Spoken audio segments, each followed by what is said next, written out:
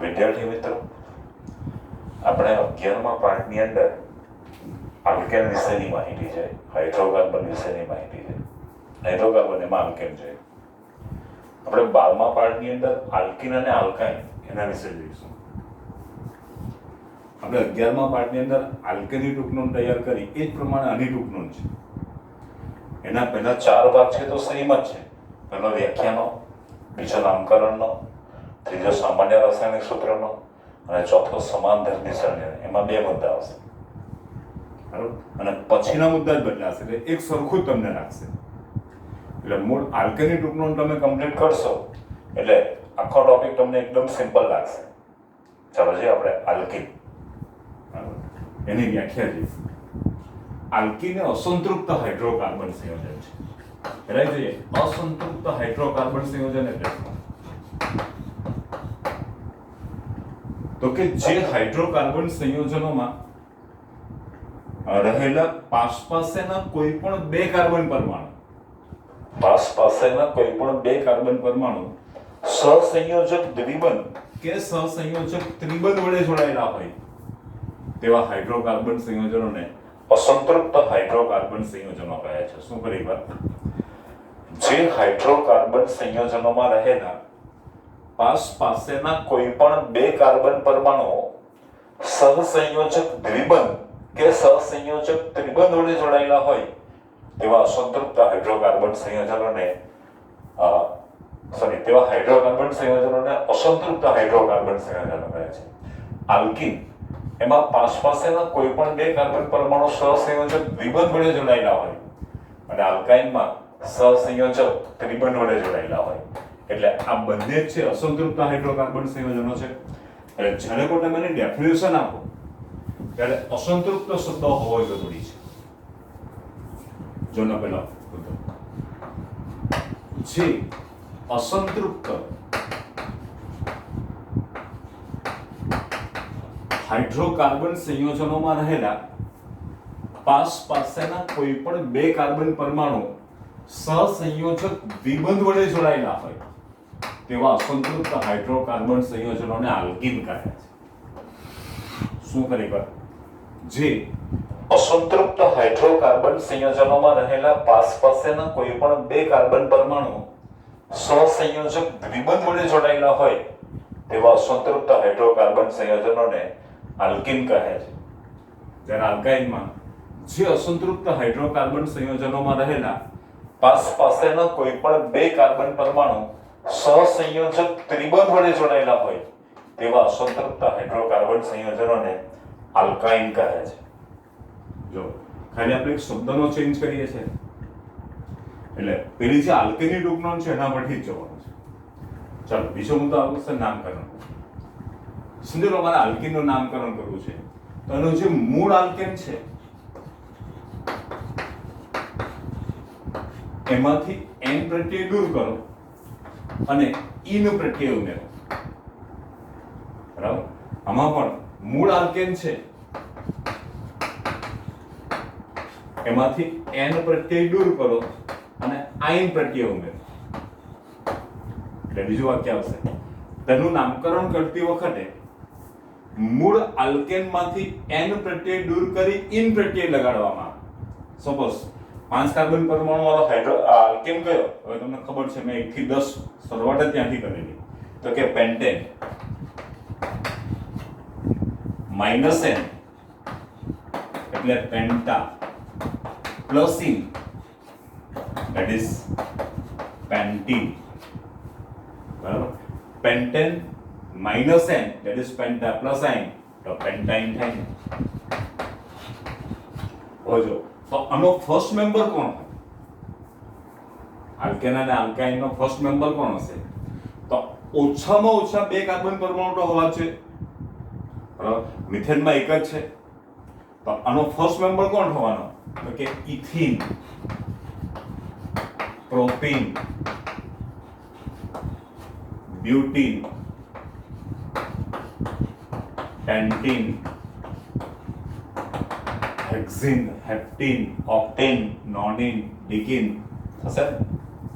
જ્યારે પેલામાં શું થશે? Ethyne, propyne. આ બધા ટોપિક મેં તમને આલ્કેન અને આલ્કીનના બહુ ડીપમાં આખા ચલાવેલા છે.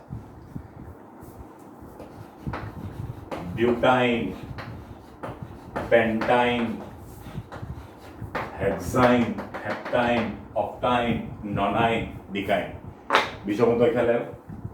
આલ્કીનમાં તેનું નામકરણ કરતી વખતે મૂળ આલ્કેનમાંથી એન પ્રત્યય દૂર કરી ઇન પ્રત્યય લગાડવામાં આવે, જેથી તેના સભ્યો ઇથિન, પ્રોપીન, બ્યુટીન, પેન્ટીન વગેરે વગેરે થાય છે. અને આલ્કાઇનમાં આવશે તેનું નામકરણ કરતી વખતે મૂળ આલ્કેનમાંથી એન પ્રત્યય દૂર કરી આઇન પ્રત્યય લગાડવામાં આવે, જેથી તેના સભ્યો ઇથાઇન, પ્રોપાઇન, બ્યુટાઇન, પેન્ટાઇન વગેરે વગેરે થાય છે. ત્રીજો મુદ્દો આવશે સામાન્ય રાસાયણિક સૂત્ર. તેનું સામાન્ય રાસાયણિક સૂત્ર CnH2n, જ્યાં n is greater than or equal to 2. જો તમે n બરાબર 2 લો તો એના ફર્સ્ટ મેમ્બરનું સૂત્ર હોય, where n is greater than or equal to 2, બરાબર. અને n એ કાર્બન પરમાણુની સંખ્યા દર્શાવે છે, જેથી 5 કાર્બન પરમાણુ વાળા આલ્કીન પેન્ટીન નું સૂત્ર C5H10 થાય છે, બરાબર. આમાં પણ આવશે ને કે તેનું સામાન્ય રાસાયણિક સૂત્ર CnH2n -2, જ્યાં n is greater than or equal to 2, જેથી 5 કાર્બન પરમાણુ વાળા આલ્કાઇન પેન્ટાઇન નું સૂત્ર C5H8 થાય છે. C5H8 થાય છે. ચાલો, ચોથો મુદ્દો એ સમાનધર્મી શ્રેણીનો જ આવશે. ચોથો મુદ્દો એ સમાનધર્મી શ્રેણીનો જ આવશે. એટલે બે ક્રમિક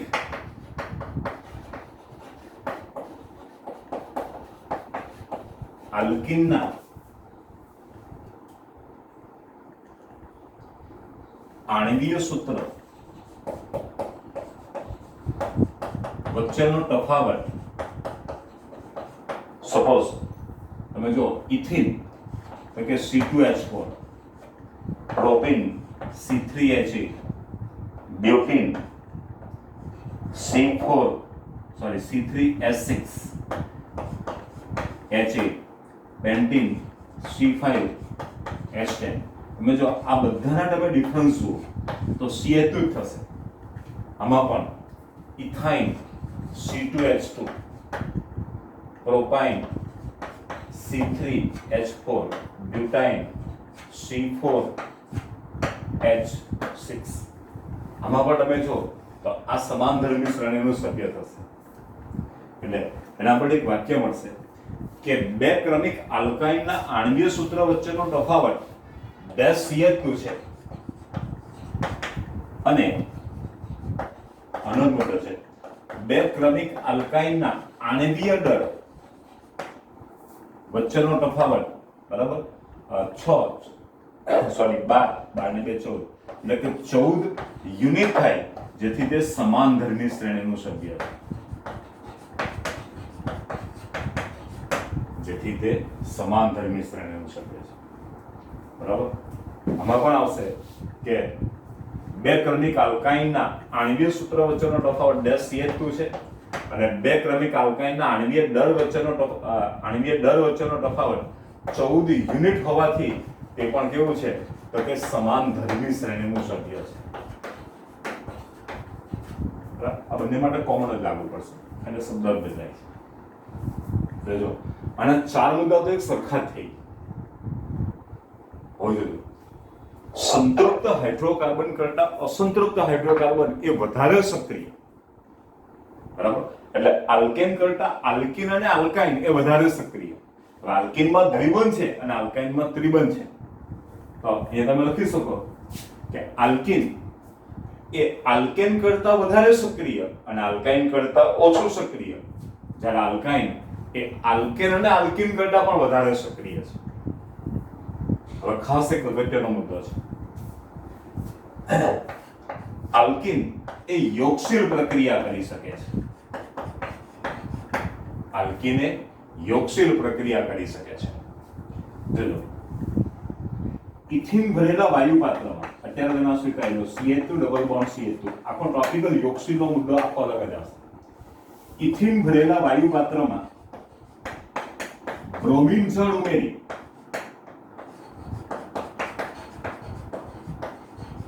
તેને સતત હલાવતા તેની વચ્ચે બ્રોમિનેશનની પ્રક્રિયા થઈ.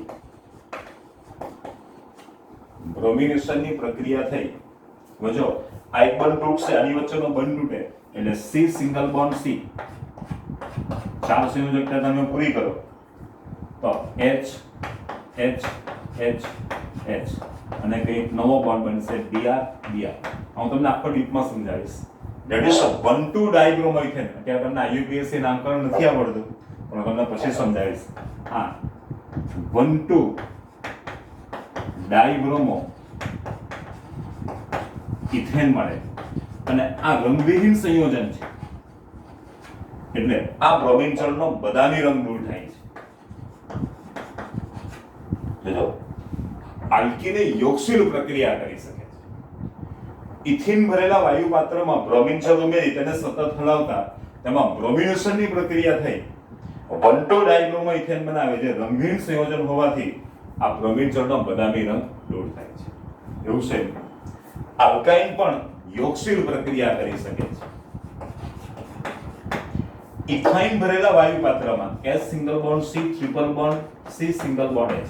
આ બધું જ આપણે આના પછીના ટોપિકમાં બંધારણીય સૂત્ર, ઇલેક્ટ્રોનીય સૂત્ર બધું શીખવાના છે. ઇથાઇન ભરેલા વાયુ પાત્રમાં બ્રોમિન જળ ઉમેરી તેને સતત હલાવતા. હવે જો અહીં એક સહસંયોજક બંને તોડવા માટે બ્રોમિનના એક અણુનો ઉપયોગ કર્યો, મારે બે સહસંયોજક બંને તોડવા છે એટલે ટ્વાઇસ. એટલે શું બની જશે? C single bond C 2 3 4 2 3 4 H H Br Br Br Br. That is 1 dash 2 dash ટેટ્રાબ્રોમોઇથેન. અને આ પણ રંગવિહીન સંયોજન છે એટલે એનો બદામી રંગ દૂર થાય છે. ઇથાઇન ભરેલા વાયુ પાત્રમાં બ્રોમિન જળ ઉમેરી તેને સતત હલાવતા તેમાં બ્રોમિનેશનની પ્રક્રિયા થાય. 1 dash 2 dash ટેટ્રાબ્રોમોઇથેન મળે જે રંગવિહીન સંયોજન હોવાથી તેનો બદામી રંગ દૂર થાય છે. પછી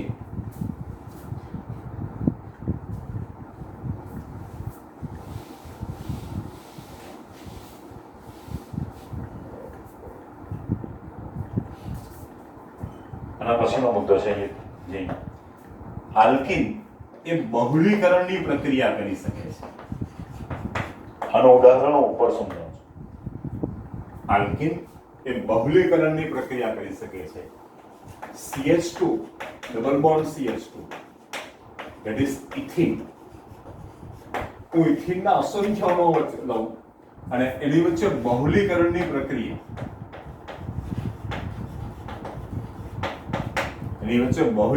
પ્રક્રિયા થાય તો આ બોન્ડ તૂટે એટલે CH2 સિંગલ બોન્ડ CH2 આ બંને પાસે એક ઇલેક્ટ્રોન આવ્યો એટલે આ બાજુ પણ શૃંખલા બનાવે, આ બાજુ પણ શૃંખલા બનાવે, પણ આટલો પાર્ટ છે નું વારંવાર પુનરાવર્તન કરે ધેટ ઇઝ પોલિથીન.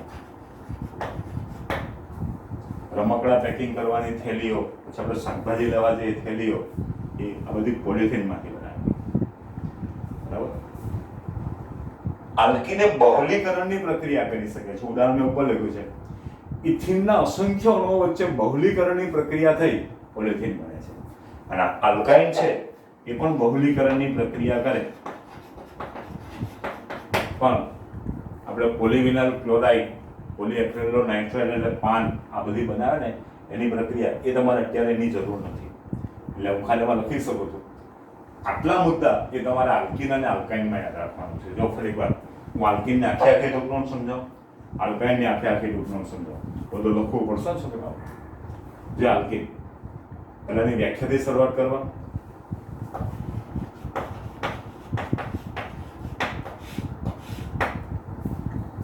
જે અસંતૃપ્ત હાઇડ્રોકાર્બન સંયોજનોમાં રહેલા પાસેના કોઈ પણ બે કાર્બન પરમાણુઓ સહસંયોજક દ્વિબંધ વડે જોડાયેલા હોય તેવા અસંતૃપ્ત હાઇડ્રોકાર્બન સંયોજનોને આલ્કીન કહે છે.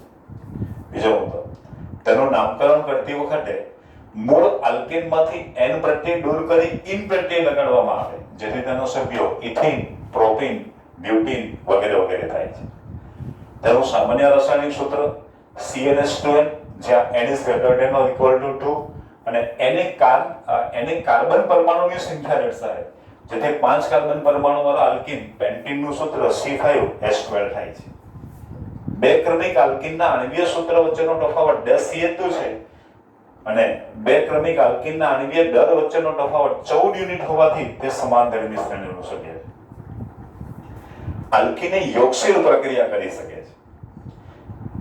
ઇથિન ભરેલા વાયુ પાત્રમાં બ્રોમિન જળ ઉમેરી તેને સતત હલાવતા તેમાં બ્રોમિનેશનની પ્રક્રિયા થઈ 1,2-ડાયબ્રોમો ઇથેન બનાવે, જે રંગહીન સંયોજન હોવાથી બ્રોમિન જળનો બદામી રંગ દૂર થાય છે. આલ્કીને બહુલીકરણની પ્રક્રિયા કરી શકે. ઇથિનના અસંખ્ય અણુઓ વચ્ચે બહુલીકરણની પ્રક્રિયા થઈ પોલિથીન બનાવે છે. બરાબર? એટલે મળજો 1, 2, 3, 4 આમાં બે મુદ્દા આવી છે, 5 અને 6 મુદ્દાની ટૂંકનોંધ છે. 3 માર્કમાં પૂછી શકાય એટલે તમને આવડે. પણ જો આ ખ્યાલ આવડે, તમને આલ્કેન નહીં આવડે તો જ આટલા મુદ્દા છે બધામાં એક સરખા થઈ ગયા, 4 મુદ્દા એટલે કે આમાં 5 મુદ્દા થઈ ગયા. બરાબર? અને પછી પેલામાં બદલવા. ચલો, સેમ આલ્કાની ટૂંકમાં પહેલા વ્યાખ્યા આવશે. શું આવશે? જે અસંતૃપ્ત હાઇડ્રો, મેં બધું ડિટેલમાં માહિતી નથી લખી આખી, હું જો બોલું છું લખવા જાઉં તો એક પીરિયડમાં એક જ ટોપિકની અંદર એક જ આવી ટૂંકનોંધ થઈ શકે. એટલે બેને કમ્પેર કરીને સમજાવેલી છે. જે અસંતૃપ્ત હાઇડ્રોકાર્બન સંયોજનોમાં રહેલા પાસેના કોઈ પણ બે કાર્બન પરમાણુ સહસંયોજક ત્રિબંધ વડે જોડાયેલા હોય તેવા અસંતૃપ્ત હાઇડ્રોકાર્બન સંયોજનોને આલ્કાઇન કહે છે. તેનું નામકરણ કરતી વખતે મૂળ આલ્કેનમાંથી n પ્રત્યય દૂર કરી આઇન પ્રત્યય લગાડવામાં આવે, જેથી તેના સભ્યો ઇથાઇન, પ્રોપાઇન, બ્યુટાઇન વગેરે વગેરે થાય છે.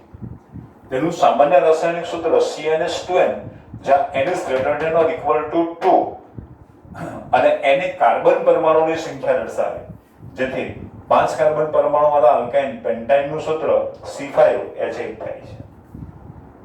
બે ક્રમિક આલ્કાઇનના આણ્વીય સૂત્ર વચ્ચેનો તફાવત 10 છે અને બે ક્રમિક આલ્કાઇનના આણ્વીય દર વચ્ચેનો તફાવત 14 યુનિટ હોવાથી તે સમાન દળની શ્રેણીનો સભ્ય છે. આલ્કાઇને યોગશીલ પ્રક્રિયા કરે છે.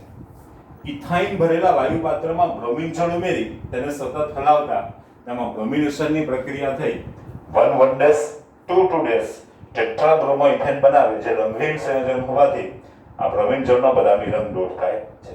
અને આલ્કાઇન એ બહુલીકરણની પ્રક્રિયા કરી શકે છે. આનું તમારે ઉદાહરણ લખવાની જરૂર નથી. આ બે ટૂંકનો ખ્યાલ આવીએ, આલ્કીન અને આલ્કાઇન. હવે આ ટોપિકની અંદર જુદા જુદા આલ્કેનના આણ્વીય સૂત્ર, એનું ઇલેક્ટ્રોનીય સૂત્ર અને બંધારણીય સૂત્ર કેવી રીતે બનાવવાનું એ આપણે પહેલા સાથે શીખીશું.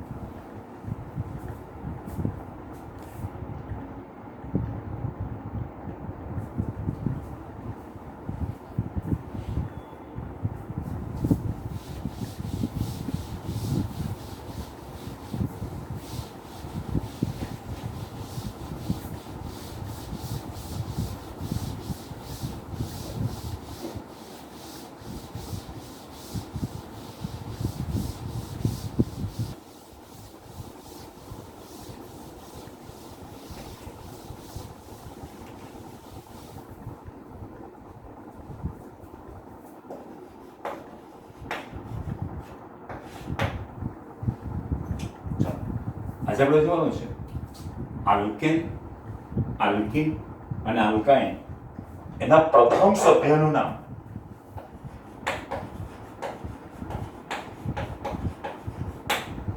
એનું અણુ સૂત્ર, ઇલેક્ટ્રોનીય સૂત્ર અને બંધારણીય સૂત્ર.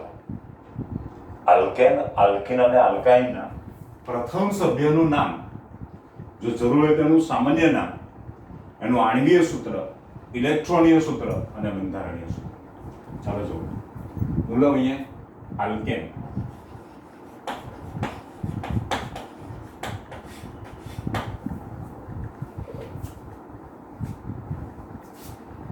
છે લઈશું આલ્કીન. તમે આમાં રસોઈ કરો તો પણ ચાલે. મેં પેલામાં લઈશું આલ્કાઇન.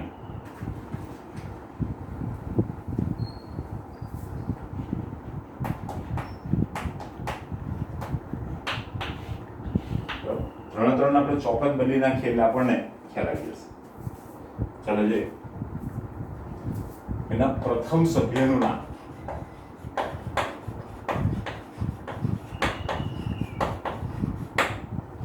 બરાબર, તો શું નામ છે? મિથેન.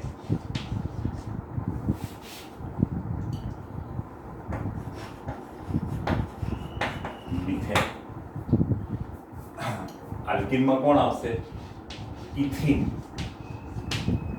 અને આલ્કાઇનમાં કોણ આવશે? ઇથાઇન.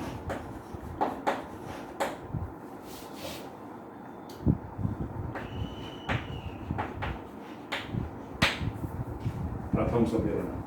પછીનું સામાન્ય નામ.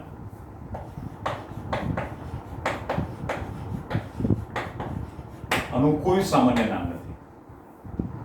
બરાબર. ઇથાઇન. ઇથાઇનનું સામાન્ય નામ છે એસિટિલિન. અને ઇથિનનું સામાન્ય નામ છે ethylene.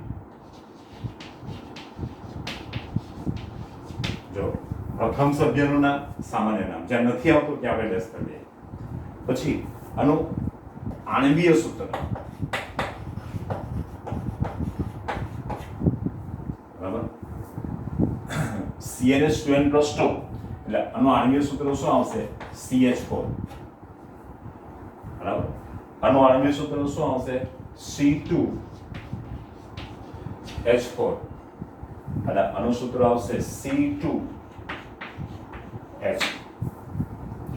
that is CnH2n+2, CnH2n અને CnH2n-2. આના પછી તમે ગણો એના ફર્સ્ટ મેમ્બરના સૂત્ર આવી જશે. ચાલો, પછી આવશે એનું ઇલેક્ટ્રોનીય સૂત્ર.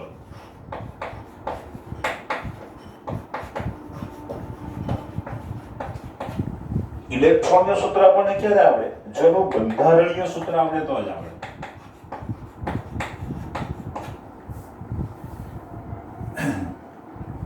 મિથેનનું બંધારણીય સૂત્ર શું છે? C. હવે કાર્બનની 4 સંયોજકતા, તો દરેકે દરેક હાઇડ્રોજન સાથે એક એક સહસંયોજક બંધ વડે જોડાયેલી હોય. આપણે આગળ જોઈ ગયા છે. એટલે આનું બંધારણીય સૂત્ર. બંધારણીય સૂત્ર પછી ઇલેક્ટ્રોનીય સૂત્ર બનાવો. હવે તમે જો તમને બાજુમાં સમજાય, પછી આપણે ઝડપથી કેવી રીતે બનાવીએ સમજી લઈએ.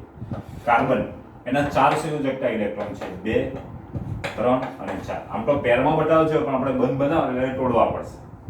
બરાબર, આ એક હાઇડ્રોજનનો પરમાણુ છે, એનો ઇલેક્ટ્રોન છે દ્વિક રચના પૂર્ણ કરી. આ એક બીજો હાઇડ્રોજનનો પરમાણુ છે, દ્વિક રચના પૂર્ણ થઈ ગઈ.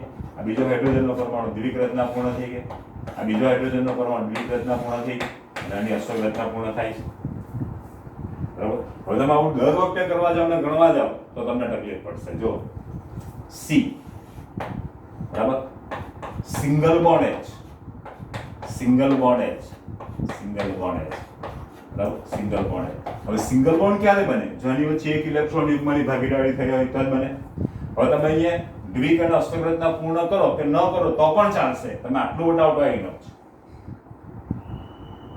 બરાબર, શક્ય હોય તો બતાવી દો તો પણ વાંધો નથી, પણ તમે આટલું બતાવતો. તો જો એના પ્રથમ સભ્યનું નામ, એનું સામાન્ય નામ નથી, એનું આણ્વીય સૂત્ર, ઇલેક્ટ્રોનીય સૂત્ર અને બંધારણીય સૂત્ર. ચાલો, હવે ઇથાઇનમાં જઈએ. આનું એક વધારાનું પણ ત્રિપરિમાણીય સૂત્ર, એ હું તમને સાફ કરીને પછી અત્યારે પહેલા ત્રણની કમ્પેરિઝન કરીને બતાવી દઉં. ચાલો, હવે આમાં 2 કાર્બન પરમાણુ છે, આલ્કીન છે એટલે દ્વિબંધ છે, એટલે શું આવશે? C double bond C. હવે જો આ બરાબર ધ્યાન દીધું. આલ્કીનની અંદર શરૂઆતમાં કે અંતમાં જો દ્વિબંધ આવતા હોય તો ક્રોસ ફોર્મેટ મૂકવું હાઇડ્રોજન માટે. કારણ કે એની સંયોજકતા 4 પૂરી કરવાની છે. તો તમે જો single bond H, single bond H, single bond H, single bond અને ક્રોસ ફોર્મેટ કહેવાય. કેમ? કારણ કે આના અણુનો આકાર છે સમતલીય અને આના એંગલ છે 120. અને આ બધાને 120 અંશના ખૂણે ગોઠવો તો જ આ સમતલીય બને. બરાબર, એટલે આને આ રીતે ગોઠવો. એટલે મગજની અંદર એક ડેટા ફિટ કરી દો કે આલ્કીન માં શરૂઆતમાં કે અંતમાં દ્વિબંધ આવે ત્યારે ક્રોસ ફોર્મેટ મૂકો. મેં ઘણી જગ્યાએ જોયું છે આ દ્વિબંધ આવ્યા હોય, કોઈ જગ્યાએ આલ્કેનમાં દ્વિબંધ આવ્યો હોય તો કોઈ જગ્યાએ આ રીતે પણ મૂકેલો, તમને ખોટું નહીં આપે, પણ સાચી મેથડ આ છે. એટલે શરૂઆતમાં કે અંતમાં દ્વિબંધ આવ્યા હોય તો ક્રોસ ફોર્મેટ મૂકો. જો આપણે ચોક બદલવાના રહી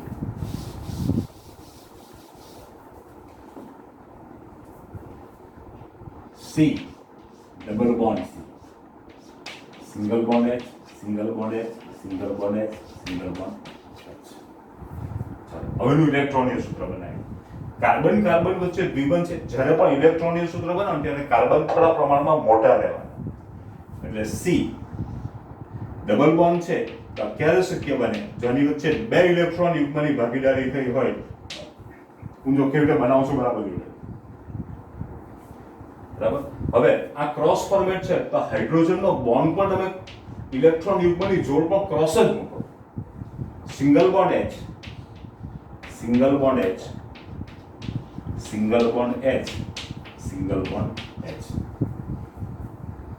બરાબર. એટલે આલ્કીનનો પ્રથમ સભ્યનું નામ ઇથિન, એનું સામાન્ય નામ ઇથિલિન, અને અણુ સૂત્ર C2H4, આનું ઇલેક્ટ્રોનીય સૂત્ર અને બંધારણીય સૂત્ર. જ્યારે આલ્કાઇનમાં આવશે ઇથાઇન, એસિટિલિન, C2H2 વજેદો, આનું બંધારણીય સૂત્ર C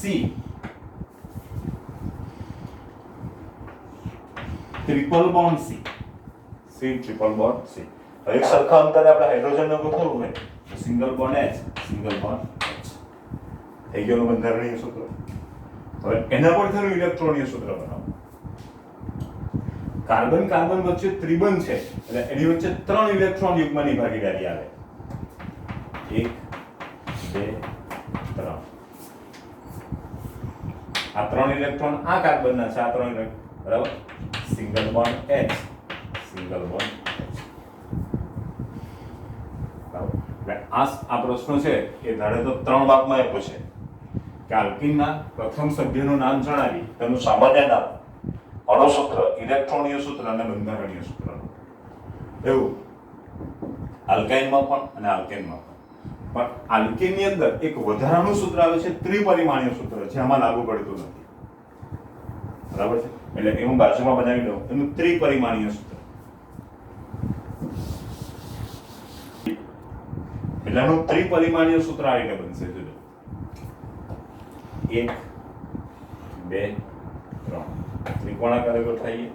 હું અહીંયા બીજો હાઇડ્રોજન ગોઠવું તો ઉપરનો ત્રિકોણ મોટો થાય, નીચેનો ત્રિકોણ નાનો થાય. બરાબર. આપણે એમાં જ કરો, પણ અમે પાછું નામ ખસેડી દો. થઈ ગયું H H H H.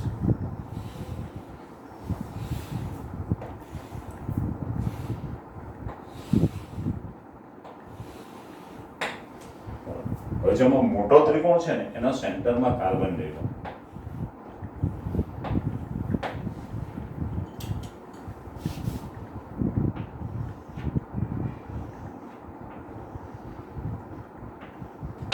દરેક હાઇડ્રોજન સાથે સહસંયોજક બંધ વડે જોડી.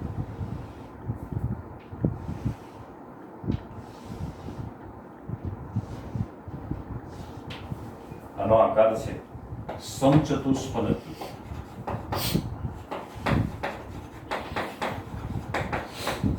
અને એંગલ થીટા